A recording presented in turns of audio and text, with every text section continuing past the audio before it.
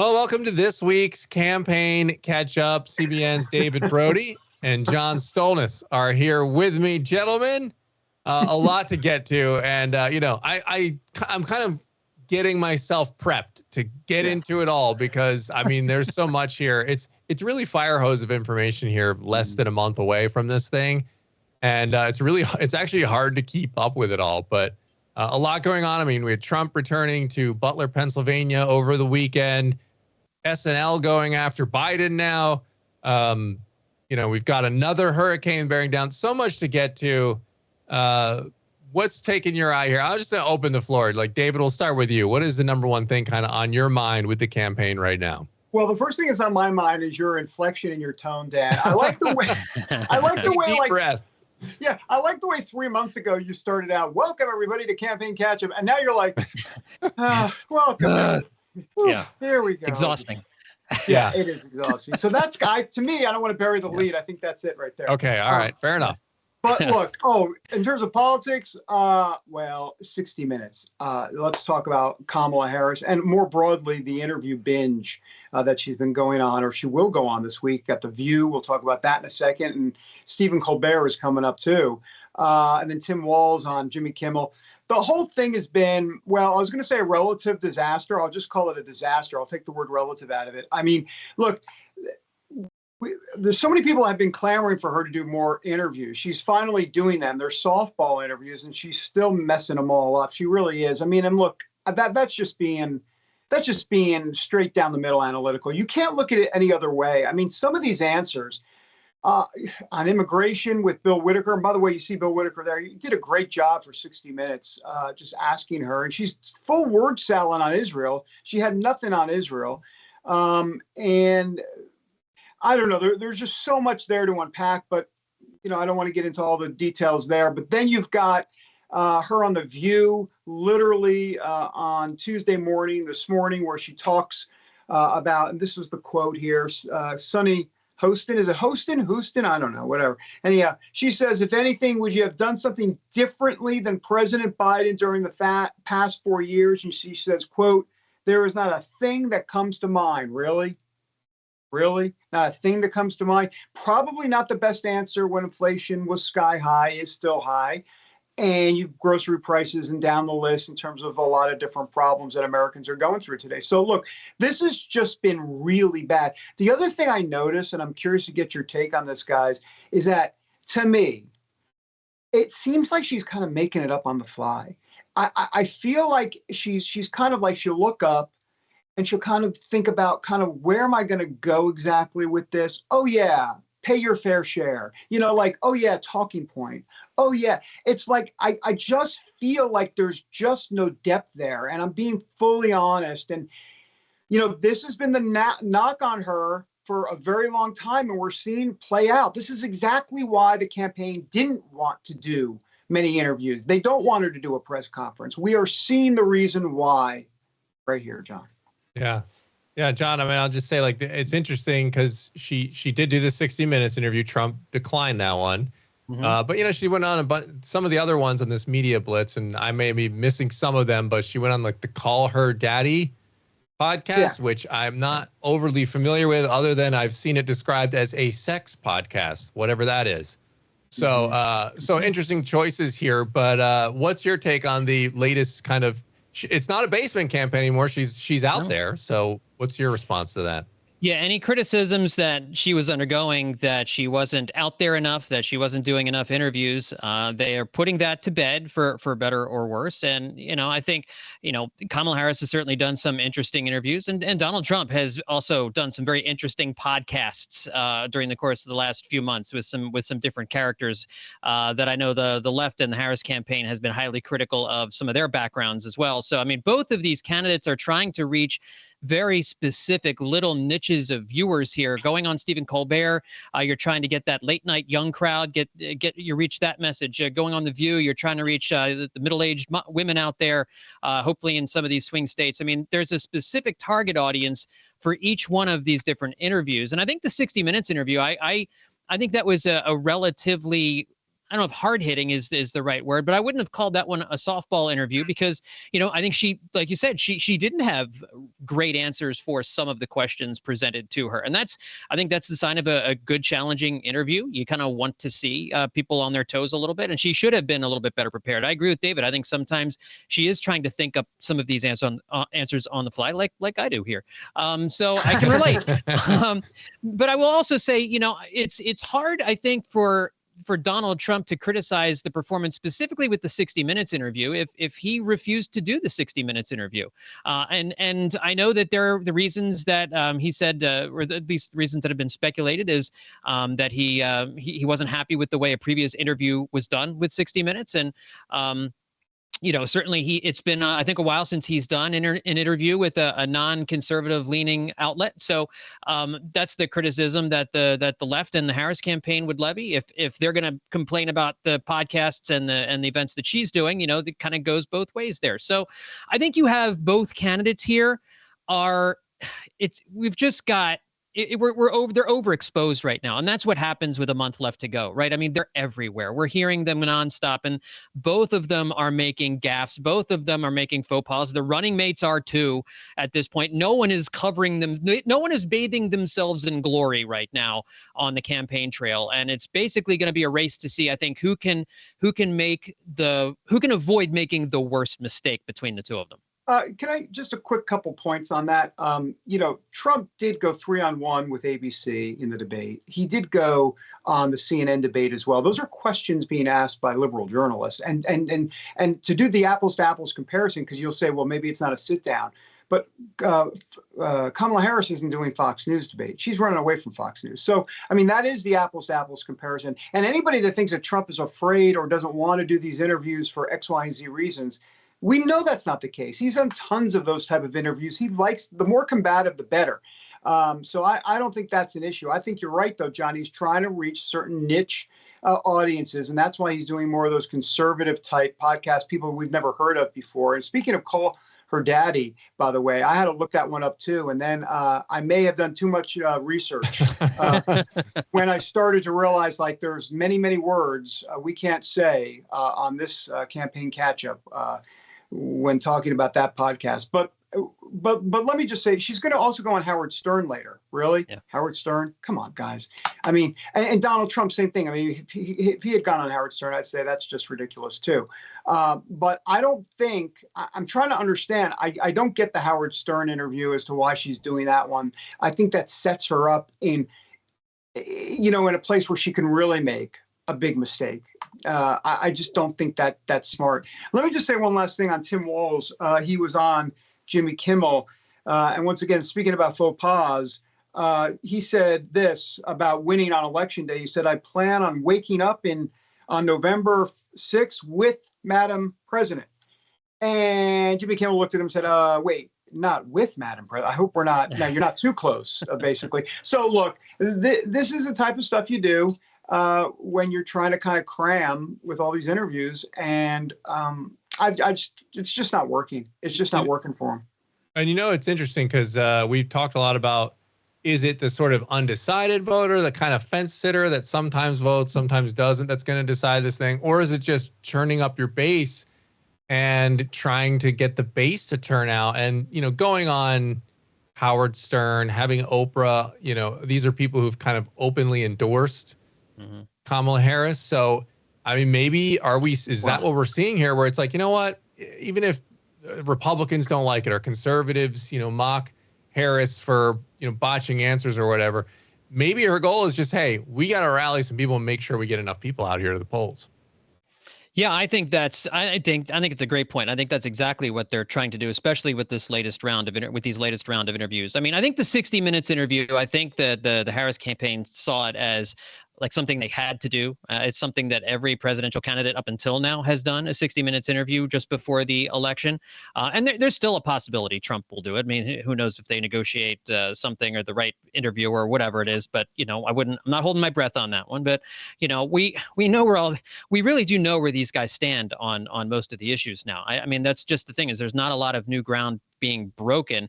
All that's left is for a reporter to try and catch these candidates saying something that they don't want to say, that they want to say the quiet part out loud. That's really what you're trying to get any interviewer to get out of the interviewee, is make them say the quiet part out loud. And I think, that's when you see the stumbles. That's when you see the word salad, is when the candidate knows what they should say if they're being honest with themselves. But for the sake of friendship or politics or whatever it is, they can't say what they really know in their heart is the case.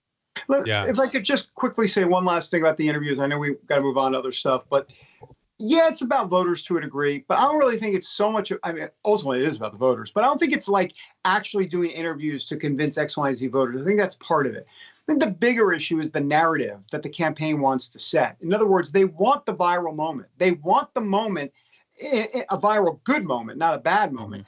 And that can work both ways. But I think it's important that if the campaign sees their candidate getting out there and talking to, X, Y, and Z people, like in Kamala's case, right? It's Oprah and Call Her Daddy and some of these other kind of, Colbert and, Howard Stern. I mean, what do they all really have in common, right? Young Gen Z, right? You want that vibe, to coin a phrase that we've heard time and time again. That's the narrative that Kamala Harris wants. As for Trump, he's kind of doing the same thing to a degree. He's doing it with a little bit more of that younger male audience, or not even a younger male audience, just a kind of a populist male audience, if you will, kind of like the non-college educated white, folks in this country. And he's trying to kind of win that vote. One last thing I'll say, as you know, here at CBN News, we work on candidates. We try to get both candidates. Obviously, we're working on a Kamala Harris interview. That's a good example of that. It would be smart, as I try to pitch myself here in the middle of campaign catch-up, it would be smart for her. Could you imagine Kamala Harris coming on CBN in the 700 Club? That's going to send a message. It's going to send a message nationally. It'll be picked up nationally by Morning Joe and others, exactly what the campaign wants. And that will create the narrative that she's serious about attracting the faith vote, even some conservative Christians. I'm not saying she's going to get them, but if you can create the narrative, you can create energy. And I think that's important to understand. Yeah, absolutely. All right, I'm going to shift gears a little bit here. October surprise maybe coming in the form we didn't quite think. We have Hurricane Helene, which is wreaked just tremendous havoc across the eastern part of the country here, North Carolina, and particularly Georgia, of course. And now Milton is bearing down on Tampa, Florida, as we speak, a highly populated area. And before we get into talking about the politics of it at all and how this is all could play out and change the election here, I have to mention amazing job by the audience here on our fundraiser here on YouTube. We've already hit that. We've met that fundraiser. If you, Crutch, I don't know if we can put that in on the, well, we'll add it to this video. It should be on the bottom of this video by the time you see it. So if you want to donate to the efforts that Operation Blessing is doing on the ground, they're doing amazing work, helping out people, getting to people in need there in Asheville, North Carolina, other places in North Carolina and Georgia as well, providing not only just immediate relief. I mean, it's getting dire there, by the way, that with gas, it's hard, the roads are down, like gas stations are having a hard time getting the gas filled back up. So just a lot of complications right now for these people, and Operation Blessing is there meeting as many needs as they can. So if you donate there on that fundraiser, all of that, 100% of that goes to Operation Blessing and those efforts there on the ground. So thank you for donating and continue donating, please. And it looks like it's going to get worse, guys, here with Milton, a Category 5 over the Gulf of Mexico. Not sure exactly how strong it'll be by the time it actually hits, but whatever it is, there's going to be a lot of damage. So how does this impact the election? Obviously, that's not the most, but that's what we're talking about here, right? Obviously, the human part of that is what we care about first, but we're talking about the politics of it. So how does this impact things? Well, I think with Milton, first of all, you're just having the campaign schedule changed. Donald Trump was supposed to have an event there today, and that was postponed because of the impending arrival of Milton sometime in the next 24 to 36 hours. And obviously with Florida, not the swing state it used to be, certainly, not the battleground state it used to be, certainly a Republican stronghold at this point. But you do have to wonder, given where these storms have hit, these are hitting in what I think most would agree are Trump-friendly areas of the country. And so I don't know logistically what it's going to take for these areas to recover in time to hold elections, for people to come to the polls and for people to come back if they're even able to come back in time to vote.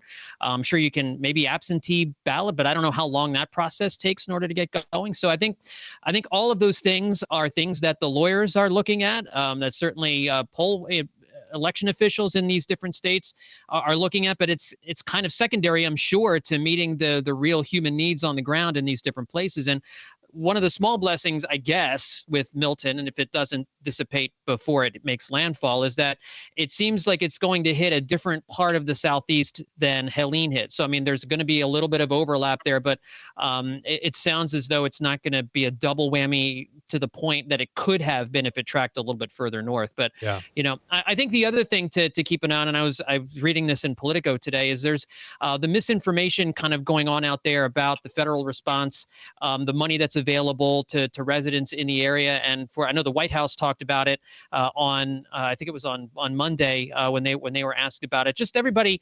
to make sure you're looking in the right places for aid and for response, because I think there is some misinformation out there coming from all different places with regards to aid. And I think, like you said, Operation Blessing doing phenomenal work. That is certainly an area where people can donate and really help out on the ground. Well, let's clear up the misinformation here for a second. So let's take a step back, because the Trump campaign is trying to capitalize on this politically. I don't mean it in a nefarious way. Obviously they care about what's going on from a humanitarian standpoint, but they are trying, let's just back up for a second. They are trying to say that the Biden-Harris administration essentially is taking money from FEMA, the disaster fund, if you will, that is low on cash, or that has no cash, and that they're going to have to take it from other places that typically go to migrant or illegal immigrant funds. So there's a couple of things going on here. There's a lot going on here. There are two funds. There's the Disaster Relief Fund, and then there's the Shelter and Services Fund. The Shelter and Services Fund goes to helping illegal immigrants. That's FEMA money, and it goes to helping illegal immigrants in certain programs across the country that have nothing to do with natural disasters. Then there's the Disaster Fund. So we got to understand here that the overall point, the fact that this administration has spent $1.7 billion since they came on board on services for illegal immigrants in that shelter and services program, that's accurate. That's accurate. Now, are they the only ones complicit in it? No, Congress appropriates the money, and that's important. So that has to be part of it. Also, let's remember, what does that mean, Congress appropriates the money? It's not just Democrats. Republicans did it too. Matter of fact, Speaker Mike Johnson was the one that ushered that bill in with Democrats. So that money that the Trump campaign is complaining about was actually not signed into law, but passed into law by a Republican and Democrat Congress. But the point still holds that $1.7 billion is going to programs to help illegal immigrants in this country, and it's FEMA money. And so the question then becomes, why is $1.7 billion going into FEMA at all to help illegal immigrants, not American citizens, when American citizens may not have enough money in the Disaster Relief Fund? Two separate funds, got it, can't use it, though technically you can kind of switch some money if you need to. The point is that $1.7 billion has nothing to do with disaster relief, but they're making the point, which I think does make sense here, guys. You tell me if I'm wrong, but $1.7 billion, why are we allocating that if we're going to come up short in the disaster fund area? And Helene, they say Helene, they've got enough money for Helene, but oh, here comes Milton, and they don't have enough money for Milton. So I think politically this is going to get worse for Biden Harris because they are going to run out of money. Well, and then it's going to be a problem. But I just want to say one last thing. Where Trump's campaign made the mistake and where Republicans are making the mistake is that it is incorrect to say that that money is coming from the disaster, that they're taking money out of the disaster fund to help illegal immigrants. That's not true. But the point still holds. The point right. still Like, why holds. are you allocating it to there? And so you're sort of getting it from a Republican perspective. You're sort of letting them off the hook, is what you're saying, with a technicality. And kind of, Yeah, you shouldn't go down the technicality road. It already stands that your argument should be why is FEMA in the $1.7 billion business of helping illegal immigrants under FEMA? Doesn't make any sense. Like, has FEMA lost its core mission here? I mean, what's going on? Well, and I think, this is interesting, guys, because we talked about the narrative a little bit ago. And I think here in these where you have people really impacted by a storm, I mean, you're talking life altering things here. And the narrative right now, one of the narratives out there is that FEMA's not responding well. And then when you compound that with the clips that are starting to emerge now from last year of FEMA talking about their number one mission, and you can look on their site too, one of their top missions, if not the top mission, is equity and diversity. That's right. And they have something called, I think it was disaster equity. Now, if you're someone who just lost your house in North Carolina and you don't get anything because you're a certain color or you're, whatever the case might be, that's going to be pretty personal to you. And there are obviously a lot of people, impacted by this storm. So I think the narratives in this particular case, given the amount of suffering that these storms that Helene has caused and that Milton looks like it's going to cause, a narrative here could do changing things regardless of how specifically accurate or not it is. If people feel like, you know what, FEMA didn't do their job here for whatever reason, they didn't step up, and all these other organizations came, these private organizations, that could be really damaging to the campaign. And I'll just say David's point about FEMA, as he just mentioned, is 100% correct. But I was just kind of doing a little bit of look here at some of the other issues that Democrats are complaining about, and whether these are fair or not. But this in a social media post on Monday, Trump said, talking about North Carolina, said he doesn't like the reports he's getting about the federal government and the Democratic governor of the state going out of their way to not help people in areas. I don't know.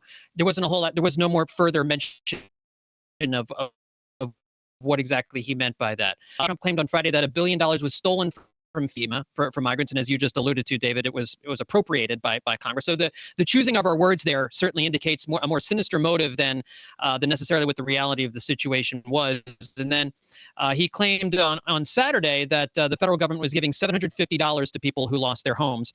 FEMA explained that the $750 is merely the immediate upfront aid, and that there is more aid that can come after that. So I think these are the little bits that the Harris campaign, that Democrats are talking about when they're talking about misinformation. Because I mean, certainly you've got people in these areas who are scared to death, and they want to make sure that they're going to be, that the government or some way is going to be able to help them be made whole. And you're never going to be able to be made whole by the government all by itself.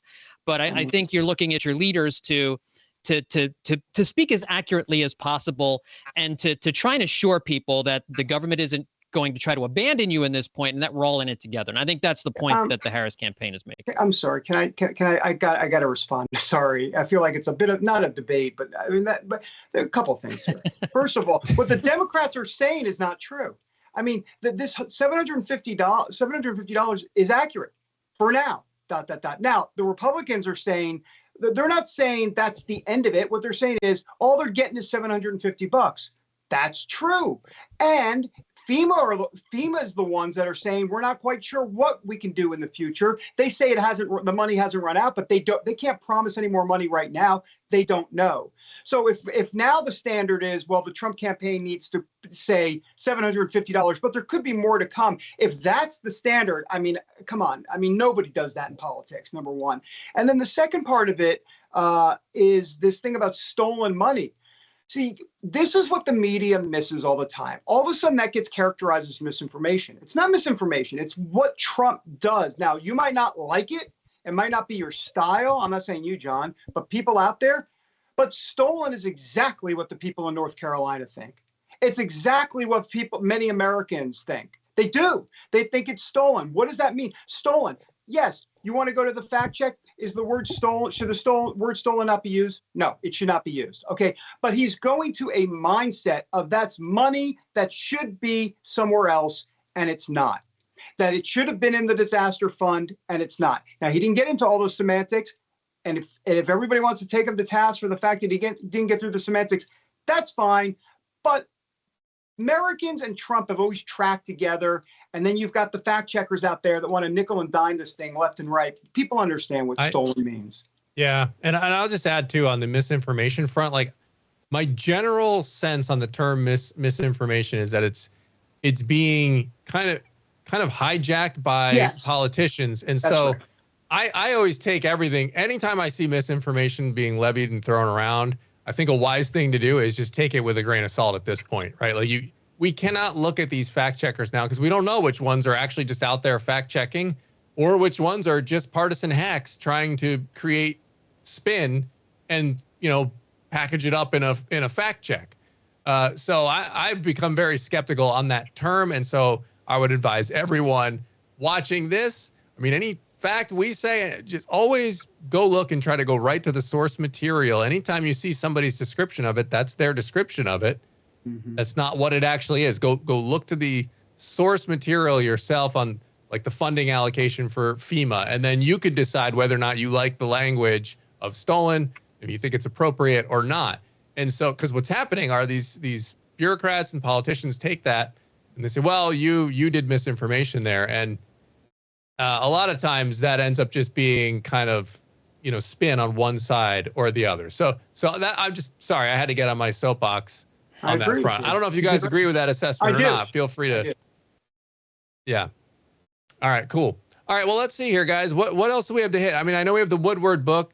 John, is this going to have any impact or what? He's making several claims against Harris and against Trump as well. The Putin calls. Do people take this and really look at it and or is it just kind of one of those things that provides more narrative fodder? I think more the latter. I think it's interesting. I don't know how, anytime you're writing though a book where you using unnamed sources, that's always something that that you have to be wary of. I assume someone of Bob Woodward's journalistic experience he's written a number of incredible works like this, and you go back to Watergate. He obviously with Carl Bernstein is renowned for that work, and he seems to have one of these every year where he comes out and he has these sources in high places, and I just. The accusations that Trump has been remaining in contact with Vladimir Putin since he's been out of office, if true, certainly I don't think you want ex-presidents to be kind of going around the official State Department and the existing White House, speaking with someone who I think at this moment we would all clearly say is an adversary of the United States of America. But again, you'd love to have an actual sourced person giving you that information that he provided Putin with COVID vaccines when they were of short supply, right when they were first coming out. And then he did go after the Biden administration for really clearly stating, it seems, that they were not on board with the Netanyahu regime in Israel, that they vehemently disagree, and really calling them liars essentially during the lead up to the war. That's in the Woodward book, and they show Kamala Harris as basically being a part of some of these foreign policy discussions, but not really being impactful, not having any kind of an impactful role with regard to the Middle East, with regard to the war in Ukraine during the Biden administration. Whether that's good for you as the viewer or the listener or the reader, or not good, that she should have had more of a role, or whatever it is, I'll kind of leave that up for everybody else to decide. But I think those are the main nuggets from the Woodward book, and whether it has any real effect, I don't know. I think it's one of those things that'll be kind of really hotly talked about on cable news for a week, and then it kind of dissipates. Yeah, I agree. Though I don't know if it'll be a week. I think it'll be 2 days. Even cable news this thing is moving so fast. But you're right, John. It's not going to have any impact. No impact whatsoever. You know what? The one thing that would take Trump down, the one thing that politically, would take him down. See, now we have to put context on that stuff. Yeah. If he was cheating on Melania, If it came out that he was having an affair with one of his staffers, and that either happened while he was president and it just came out now, or it's currently happening, I think it would probably take a couple percentage points off of his evangelical total. I think there are certain evangelicals that are totally holding their nose and voting for Trump now. And I think with that becomes the Doritos moment. I'm staying home and I'm eating Doritos and I'm not voting for him. I truly believe that. I think that's the one thing, even at this late stage, that would change. Once again, not among the diehards. They're not going to change. I'm talking about if this is going to be one at the margins, you might get a couple percentage points of evangelicals that say no way. That's my view. You know, and one other quick thing. I don't think we talked last. I don't know if we had a segment. Did we have a segment talking about Melania's book? I don't know if we got a chance to chat about that or not. I mean, we can address it real quick. I mean, it was just interesting that she kind of went out and made this kind of point to sort of double down on her pro-choice views, apparently. So that was just interesting timing on that with her book. What was your guys' reaction to that? Go ahead, John. I just, I think she's been no part of this campaign that I don't know that people are paying a lot of attention to it at the moment. I think she seems so totally disconnected from whatever it is former President Trump is doing right now on the campaign trail. Will she live at the White House with them? I mean, we just haven't seen her anywhere near this campaign. Hasn't done any live events to my knowledge. Hasn't appeared with the former president. Correct me if I'm wrong, David, but I can't remember an event where she has appeared with him, whether it's at a fundraiser or a rally or anything like that. And so her book coming out, unless she had revelations in there kind of going along the lines of what David's talking about, like some things that would upset evangelicals' positions that Trump holds or things that he has done, then I think you're right. I think that would have an impact. But I just don't think people connect Melania Trump to a Trump presidency or the Trump campaign or a Trump White House at all. And I'll just say real quick to her absence in some of these events, I do think she said she does not feel safe at these events. I mean, particularly obviously after what happened in Butler. So there may be some of that going on where it's just a safety concern on her part. Sure. I believe she said that. I've at least seen people say that, either attributed to her. Well, I can't remember if it was directly her or not, but the one time I can remember her with him during this campaign just happened a couple months ago at the convention. She was on stage with him. She didn't speak, but she was on stage with the balloon drop. Right. I think that's about it. As a matter of fact, that is it. I can't think of anything else. I don't think this is going to have any effect. It would have had effect in 2016. Yeah. Remember, he was running on the pro-life, the judges, and, he was trying to court evangelicals. This definitely would have had an effect. Not this time around. In a way, she might be tracking with her husband. Just kidding. But the point is that he's run away from the abortion issue. She's leaning into it. So, if anything, who knows? I'm not saying it's going to help him because I don't think suburban women who don't like Trump are all of a sudden going to vote for Trump because Melania is pro-choice. I don't think that's going to happen. But I mean, it doesn't necessarily hurt him in places that he'd like to do better. Having said that, it's horrible timing. I mean, and I'm sorry, but I don't want to. I'm sorry. I think I'm out of tin foil during this election. I'm looking around. I can't make any more hats. But let me just simply say that. Well, I'll leave it at this. You're telling me you wrote a book in the last year. You bring it out in October of an election year. You're telling me no one knew that was going to be in the book and it was going to come out in October. So I'm just saying the timing's interesting in terms of who wanted that out, when they wanted it out. And I'll just leave it blank as to who might have wanted that out. Boy, that sounds really juicy, doesn't it? Yeah, well, yeah. But there could be, well, I better not say it. I'll just leave it at that. Well, let's just leave it there on a cliffhanger because we got another one of these segments to do here at the end of the week. So maybe we'll have more information to drop there. But David, John, appreciate you guys as always talking through this. We are officially in the home stretch here, and so we'll do it again later this week. Thanks. Thanks again. Sounds good.